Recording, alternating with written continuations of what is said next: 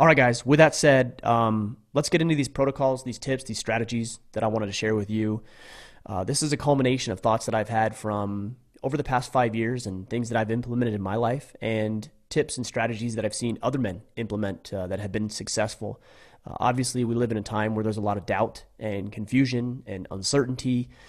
And anytime there's that sort of uncertainty and variables in the equation, obviously we're going to have challenges with being at ease and being comfortable and having the routines and the systems and the strategies that we use on a daily basis to produce the desired results that we're after. So I look at it as our job as men to bring order and structure. Jordan Peterson talks about it in the context of bringing order to chaos. Well, that's exactly what we do. And that's what we have been doing as men for tens, if not hundreds of thousands of years. Taking raw resources, chaos, right?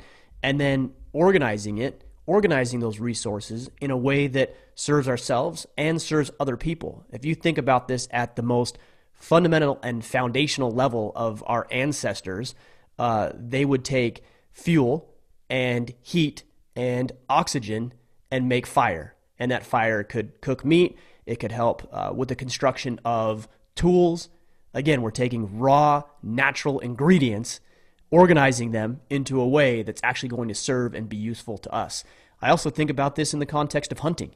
You know, you've got a deer out in the field, and a man can go out and he can shoot that deer. He can break that deer down. He can use the hide for warmth.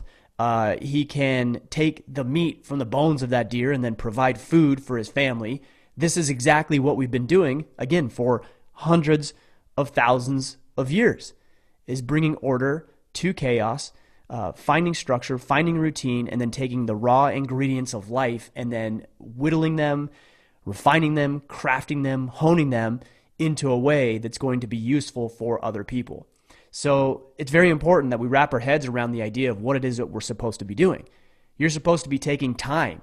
You're supposed to be taking talent and skill sets and books, like the books I have on my bookshelf, and even this podcast, raw information, put it through your processes and systems, and then it's going to help you produce a more effective outcome. That is what your responsibility is as a foundational element of what it means to be a man. So I wanted to give you that context and that framework because I want to talk about the rest of the tips with that in mind. Because I think if we understand that, then we'll have a better time knowing what it is we should be doing, and we can feel fulfilled and satisfied in the work that we're doing as well. So let's break this down. The first thing that I identified is that we just need to be intentional. All right, if you're going about your day and you don't really have a plan or any sort of strategy, and you're getting up when you feel like it because nobody's telling you got to go to work, and your responsibilities maybe are fewer than they've been in the past, and then you watch a bunch of TV and you kind of dink around and you don't know what you're going to do for your workout because there's nobody programming that for you, or you're not going into the gym and you're not going into the office, so you don't have your tasks stacked up and exactly what you need to be doing. It's natural that you're going to not only experience inferior results, but that you're going to be less satisfied, and you're going to probably to some degree develop some confidence issues because you're not doing what you know you should be doing.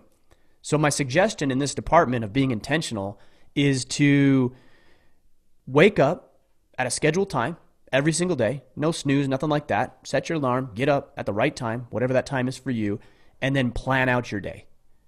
Plan out your day. Take 10, 15, 20 minutes. It doesn't need to take any longer than that to plan out exactly what you're going to be doing, why you're going to be doing it, what would define you having a successful day, what types of activities and conversations and actions and tasks do you want to do and do you need to get done. You need to have that intentionality behind the way that you approach your day.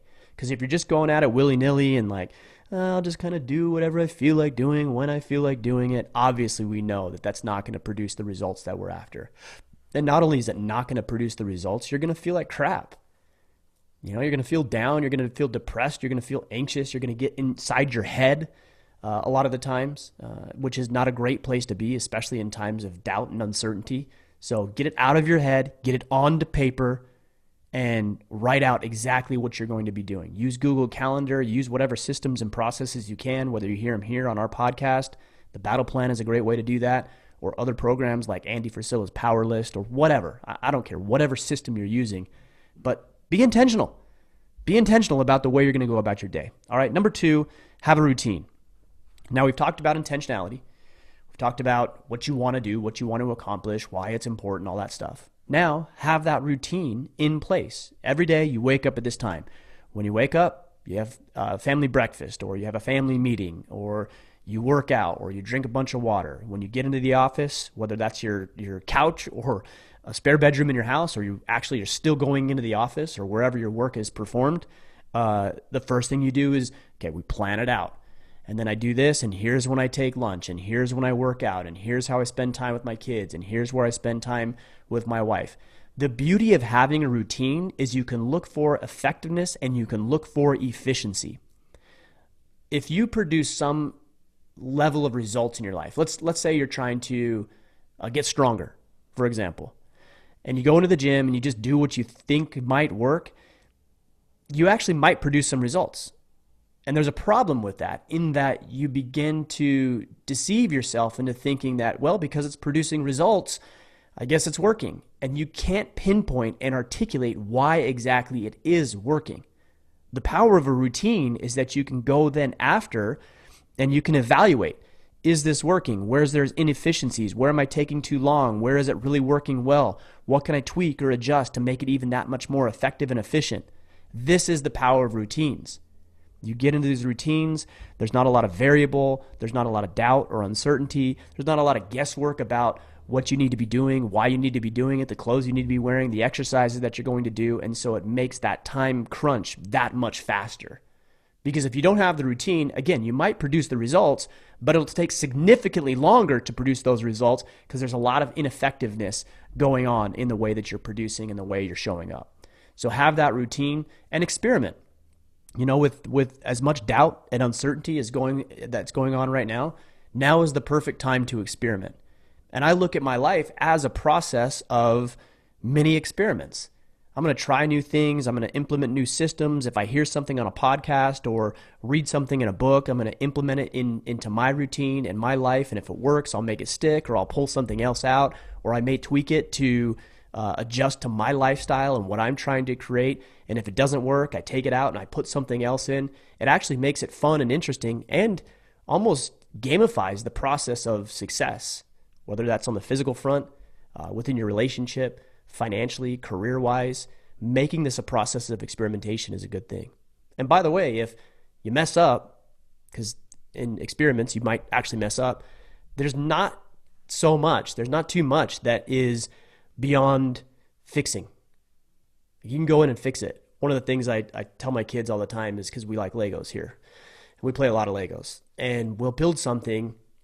The other day, in fact, my youngest son, he's 4, he built this like jungle scene, and he was walking down the hall and he tripped on a bed frame that we had just pulled out because I built a new bed frame. So he tripped on it and did a face plant on the hardwood floor. He wasn't hurt, but he was really, really upset because the Legos shattered. He spent a lot of time building this. The Legos shattered, and I picked him up, tried to console him a little bit to stop crying, and he was so mad about his Legos. I said, "It's okay, bud. We can rebuild it. We can fix it. In fact, we can make it better." And it took a little bit, but we got him going, and we were able to fix the Legos and make it better and add some new things. This is life, right? If things get messed up, which is bound to happen, things break, you break it. Okay, well, you messed it up. You screwed it up. So what do we need to do to fix it? And then you go back to your life and you rebuild and you restructure and you reorganize and you build something better than what it was before. But you can only do that if you have the routines in place and you know what those routines are. All right, number 3, purpose. If you have no purpose, no goal, no direction, no objectives, like obviously it's going to be taxing on you. It's going to be draining emotionally. You don't have any purpose. There's nowhere you're going. So find something, find meaning, find purpose. Make yourself the project. This is what we're going to get into in point number 4 is like, where are you going? If you don't know where you're going on that map, then it really doesn't matter what you do or how you do it or how fast you do it or whether or not you do it at all. So even though things might have changed, priorities might have changed, maybe you're furloughed and you're not working right now. And that was your purpose. You were deeply connected to the work you were doing. Okay, well, that's not there right now. So pivot, change, adjust, adapt, find something different. And that could be anything. It could be picking up a new hobby. It could be finding a new career. It could be connecting with somebody. It could be making your relationship more meaningful. It could be connecting deeply with your kids. I just picked up the guitar. I put it down for a while and I picked it back up and I've been playing because that's engaging to me and there's purpose behind it. And I've sang Twinkle, Twinkle, Little Star on my guitar to my daughter the last couple of nights. And there's purpose in that. There's meaning. There's satisfaction. And by the way, everything can have meaning. It's just whether or not you want to give it meaning and what meaning you're giving it. Is it meaning that is purposeful, that is driven by something positive and you improving? Or is it meaning that this is lame, this is a waste of time? Because that's meaning you're just assigning to something. Every activity is basically amoral. It doesn't really have a direction. It's what you decide to give to it. If I engage in an activity that I don't enjoy or don't like or don't see the value in, then I'm not going to be as effective with that activity. But if, on the other hand, I assign it something positive, that this is making me a better human being, that this is making me more effective, that this is going to help me advance in my career, that this is going to help me connect deeper with my children and my wife and my friends, then I've made something that could maybe generally looked at as being negative into a positive. I mean, take working out, for example. There are very few people who like working out. And I mean like deeply love just the process of it. Usually what I've seen is that people don't necessarily like the process of it, or they grow to love the process of it because they've attached some significant meaning and purpose to it. Just going through the motions is not enough. You're going to burn out. You're going to wear out. You're going to be tired and bored of the mundane, monotonous behavior. But if you assign meaning to it, then it becomes important to you and you're more likely to stay in that game. All right, number 4, and I alluded to this a second ago, make yourself the project. One of the things that I hear a lot from men is they're dealing with anxiety, depression, even suicidal thoughts, and they're just feeling down. A lot of times men, especially in times like this, feel down because they don't feel as productive as they once were, which ties into what we've been talking about here up to this point. And I've noticed that when men are feeling down, barring mental illness, barring some sort of chemical imbalance or health condition that they may be dealing with, that the reason so many men feel down is because they view themselves one way, or they think about life one way, or the way they should be showing up as a man. So they think about it this way on one hand. And on the other hand, they're not doing and engaging in the behaviors and activities that would be in alignment with this sort of man. So for example, if you believe that a good and capable man is deeply connected with his wife and he's able to provide let's say this, he's able to provide adequately for his family. That's what you believe it means to be a man, or at least a component of it. And you're laid off right now. Well, there's a disconnect, right? You believe that being a man is about being able to provide for your family, and you are not currently providing for your family. So that disconnect represents a gap that a lot of men fall into, and they fall into it in the form of, again, anxiety, depression, potentially even suicidal thoughts. So in order to overcome that, you need to start to bridge that gap, right? You need to take action and move closer towards your view of yourself and what it means to be a good man. And when you do that, I mean, you don't have to be close. Even if you're just moving in the right direction, it's very hard to be down and uncomfortable and dissatisfied with your life and what you're doing. You feel good because you're using your hands, you're using your back, your mind is engaged, you're doing something meaningful, you're moving in the right direction. And frankly, you might even be too distracted or too tired to throw yourself your own little pity party. So if you're feeling down in the dumps, I think that's natural. But what are you going to do about it? The answer is to make yourself the project. How can I improve myself? How can I turn my body into a machine? How can I get a new hobby that's going to give me a new perspective that I've never considered before? Who am I going to connect with? Why do I want to connect with that person? What challenges do I see that I need to make myself a more capable man in order to address? And this is a great question too. What type of man do you have to become? So if you have this ideal version of who you want to be and how you want to show up as a father, a husband, a leader within your community, a neighbor, a friend, a coach, a colleague, then what type of man do you need to become? And even more specifically, what actions do you need to engage in on a daily basis? Like if you're looking at yourself and saying, okay, a man is a provider, a financial provider for his family, and you're not providing financially, then you need to ask yourself, working backwards into this, what steps do I need to take to be able to provide for my family right now? And if you start doing that, I can guarantee that you will start feeling better about who you are. You will start feeling better about your prospects. You will produce better results. You will be more confident, more fulfilled, more satisfied, and you can take joy in knowing that you're doing the work of a man. That's why making yourself the project is so important. And I'm going to break these down even more so and get more specific into what that actually means. So let's look at point number 1 in making yourself the project, which is point 5 in this list. Okay, exercise. Guys, you need to exercise. All right, things have changed. There's a lot of disorder around us. And of course, that's going to produce some sort of trepidation and uncertainty and fear, maybe even, and doubt. And you need to exercise. You need to physically work that out of you. Okay, whether that's strength training, running, just going on walks, doing some push-ups in your house. I have some center mass bells from Sorinex. I mentioned them earlier that I just keep in the living room. So if we're sitting around or my wife's reading my children a book, like I might just be doing curls or push presses or push-ups or sit-ups, and I'm just creative with those center mass bells. I mean, these are very simple things that you can do, but move your body, lift heavy things, push against the iron, lift it up, put it down, pull, walk, jump, run, whatever you can do to get this machine, this body moving. The mind, body, soul connection is there. Like it's so intertwined, and yet I think a lot of us fail to realize that when we improve our physical well-being, we're also improving our mental and emotional well-being.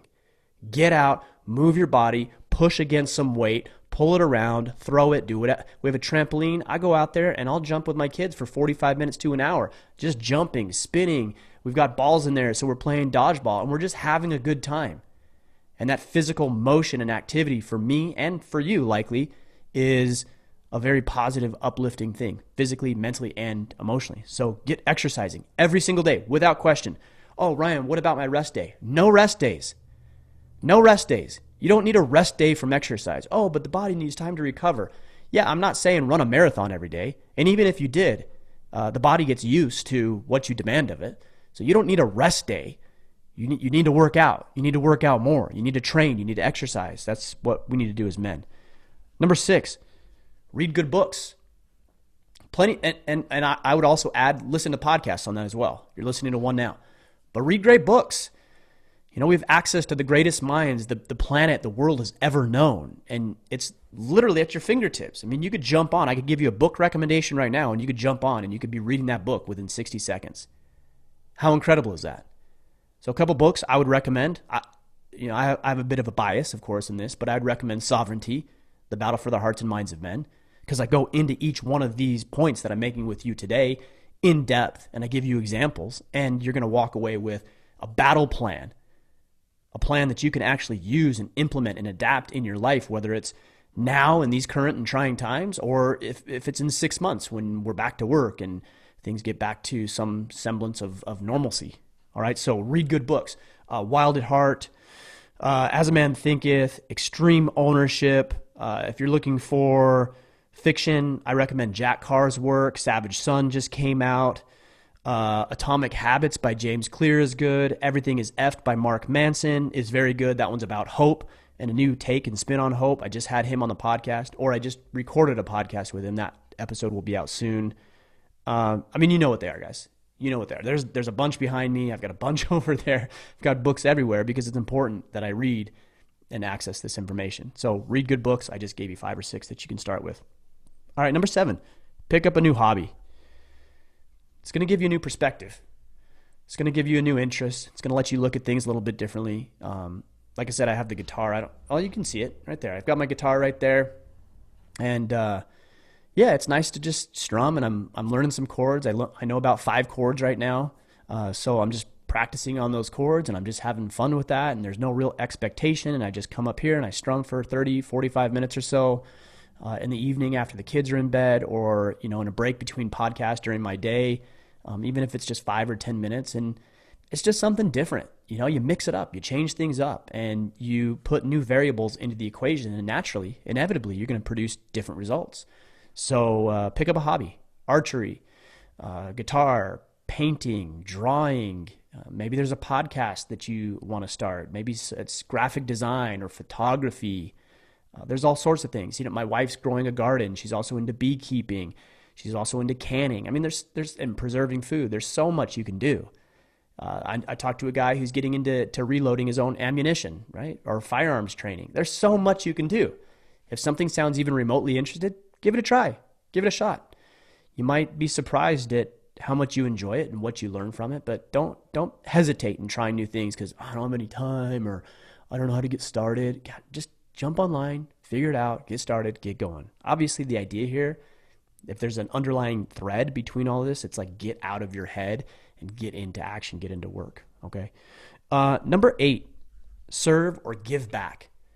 All right, some of us are very fortunate. We've created a lifestyle for ourselves that affords us some luxury, that affords us the ability to not only provide for ourselves and our families, but also look outwards and turn outwards. Maybe we have time, and maybe we have financial resources or other provisions that we could share, and we can serve other people, and we can give back, and we can step up in our communities, and we can help companies that we believe in, and we can organize and take those raw resources that we have and deploy them to charitable organizations and our first responders and military members and the healthcare community.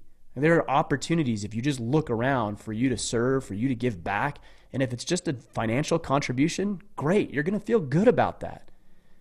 You're going to feel like you're actually adding value, and you're going to take pride in that. And you're going to feel good about who you are, and you're even going to feel better when you see the results that come from that donation, whether it's to your church, whether it's to LEOs in your community, whatever your thing is, whatever you have an affinity for, whatever you're connected with, whatever you believe in. Reach out to these organizations. What can I do? Can I give blood? Can I come serve? Can I volunteer? Can I provide financial resources? What is it that I can do? And then go out and do it. There's a couple companies here locally that we've gone in and we've paid for the staff's food. That's a family. We went to Subway, we got a bunch of platters, and we paid for their food, and we brought that food over to them because I believe in them, I believe in what they're doing, and we have the financial means to be able to do that. And I felt good about that. And not only did I serve the company, but I also served the local Subway who's taking a big hit because people aren't coming in and ordering food. So I was able to do that, right? So there's opportunities here. If you look for those opportunities and you take advantage of those opportunities. And by the way, when you do this, you're going to feel less sorry for yourself. It's hard to feel sorry for yourself when you're serving other people who might be even less fortunate than you are. Because it's going to put it in perspective. You're going to see that maybe I don't have it as bad as I'm making out. So give back, serve. Number 9, what a powerful opportunity to start a business or even pivot within your current organization. I mean, maybe you were selling goods and services and there was physical products and you had a brick and mortar store, and now you've got to pivot and make things digital and create products and courses and ideas and brotherhoods and hats, shirts, whatever your thing is.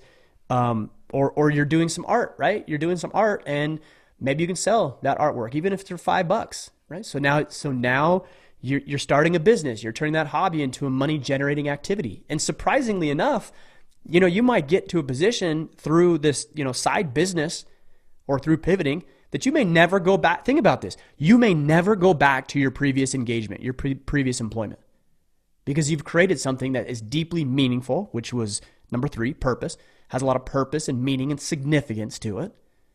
And you would have never known about this had we not faced these challenging and times full of variables and unknowns and uncertainties. Like, what a great time to start a business, probably a digital business.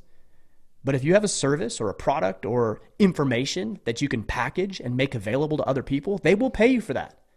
They will pay you for that. When I started Order of Man podcast, I never thought in a million years that it would turn into financially what it has. The movement is one thing, but even financially and what it's afforded me and my family and the people that I love and care about and the things that I've wanted to do, have the experiences and give back and serve and everything through what was just a hobby 5 years ago. Never would have imagined what it turned into today. You can do the same thing. You can create a side business. We're going to get into some specifics on that in the next couple of weeks because I've got some ideas on that I want to make available to you. But what a great time to look for opportunities to make money, to add value, to exchange value. You give somebody a product or a service and they exchange that for money. It's a beautiful thing. So take advantage of it. And then the last thing, guys, I would say is don't be the lone wolf. All right, number 10, build a tribe. Build a tribe, like lead a tribe. And I'm specifically referring to a tribe of men. So that might not be physically that you're getting together, but maybe there's some challenges that you can do. Maybe you can jump on a Zoom call, which is where we do most of our engagement in our brotherhood, the Iron Council. You can do a Zoom call. You can put together a challenge. There's all sorts of things. But if you can build a tribe, build a band of brothers, hold each other accountable, ask them to hold you accountable, challenge, push, motivate, inspire, lead, direct other men, you're going to feel good about who you are. It's times like these where too many men retreat and they withdraw. This is not the time to withdraw. This is not the time to sit around in your underwear and watch a bunch of shows on Netflix and eat ice cream and popcorn and whatever else you eat while you're sitting there stuffing your face, doing nothing with your life by yourself.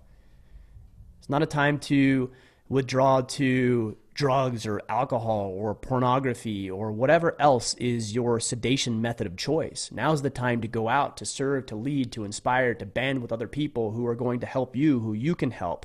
You can do these things. We've got other podcasts where we talked about banding with other men and leading those tribes. We've got guys in our exclusive brotherhood, the Iron Council. One, Alan Pacer, for example, who he has taken this opportunity to give additional value. Bart Folse is another one.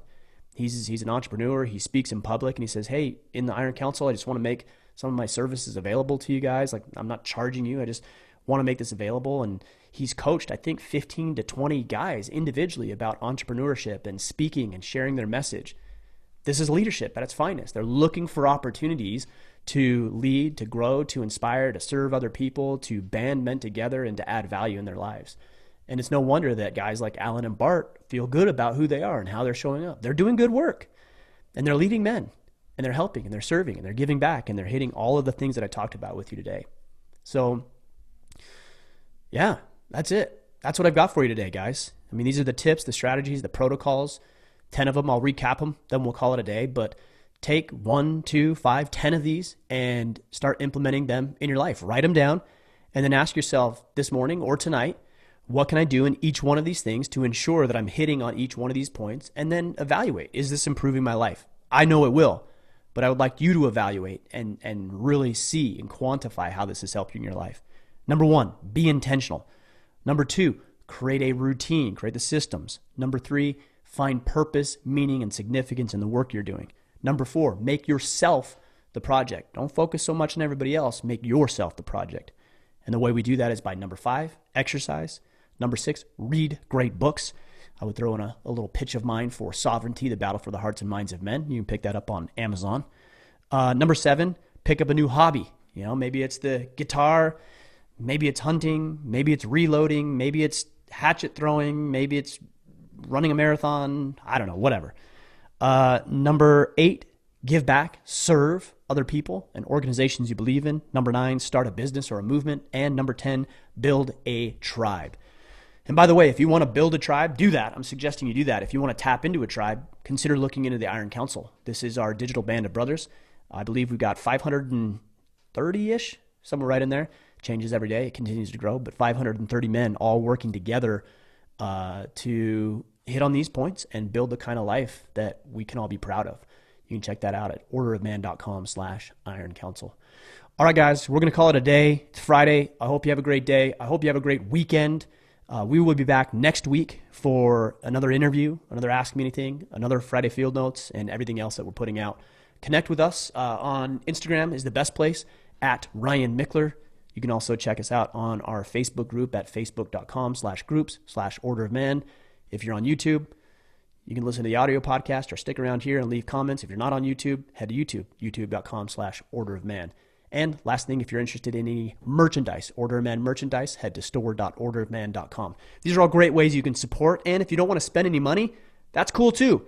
Here's one way you can support. Leave a rating and review. That's it. Take you 2 minutes. You don't have to spend any money. You just have to spend a few minutes. Leave a rating and review. What a great way to give back if you've got any value from the podcast over the past 5 years. All right, guys, we're going to call it a day. Get out there, take action, become the man you are meant to be.